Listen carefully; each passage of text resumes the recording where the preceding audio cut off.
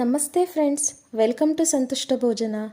Friends, ನಾನಿವತ್ತು ನಿಮಗೆ ಹೇಗೆ ಇನ್ಸ್ಟಂಟಾಗಿ ಗರಿಗರಿಯಾಗಿರೋ ಇನ್ಸ್ಟಂಟ್ ಬೆಣ್ಣೆ ದೋಸೆ ಮಾಡೋದು ಅಂತ ಹೇಳ್ಕೊಡ್ತಾ ಇದ್ದೀನಿ. ಇದು ತುಂಬಾ ಈಸಿಯಾಗಿ ಮಾಡ್ಬೋದು, ಹಾಗೆ ತುಂಬಾ ಗರಿಗರಿಯಾಗಿ ತಿನ್ನಲಿಕ್ಕೆ ತುಂಬ ಚೆನ್ನಾಗಿರುತ್ತೆ. ಹಾಗಿದ್ರೆ ತಡ ಯಾಕೆ, ಸ್ಟಾರ್ಟ್ ಮಾಡೋಣವಾ?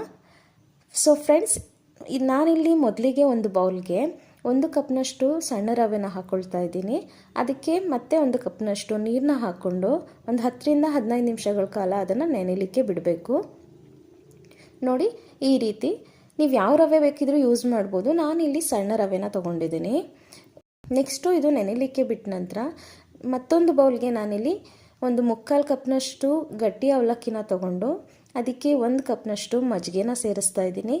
ಇದನ್ನು ಕೂಡ ನೀಟಾಗಿ ಮಿಕ್ಸ್ ಮಾಡಿ ಇದನ್ನು 15 ನಿಮಿಷಗಳ ಕಾಲ ನೆನೆಯಲಿಕ್ಕೆ ಬಿಡಬೇಕು.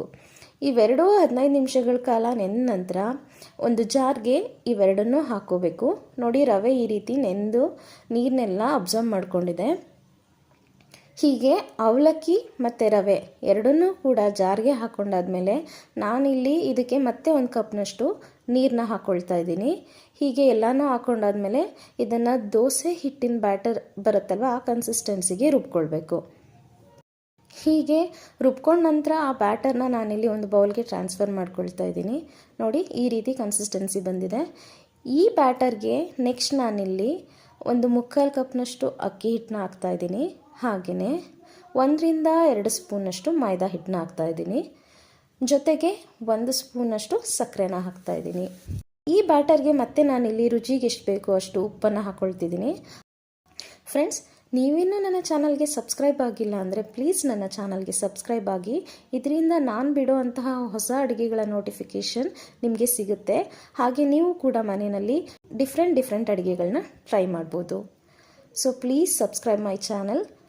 ಅದೆಲ್ಲ ಮಿಕ್ಸ್ ಆದಮೇಲೆ 1 ಸ್ಪೂನಷ್ಟು ಈನೋನ ಹಾಕ್ಕೊಂಡು ಮಿಕ್ಸ್ ಮಾಡ್ಕೊಳ್ತಾ ಇದ್ದೀನಿ. ನಿಮಗೆ ಈನೋ ಹಾಕೋಕೆ ಇಷ್ಟ ಇಲ್ಲ ಅಂದರೆ ಅದನ್ನು ಸ್ಕಿಪ್ ಮಾಡ್ಬೋದು.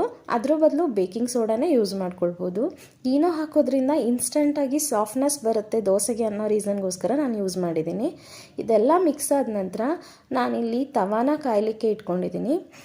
ತವ ಕಾಯ್ದ ನಂತರ ನಾವು ದೋಸೆನ ಒಂದೊಂದಾಗಿ ಉಯ್ಕೊಳ್ಬೋದು. ನೋಡಿ, ಈ ರೀತಿ ನೀಟಾಗಿ ಸ್ಪ್ರೆಡ್ ಆಗುತ್ತೆ.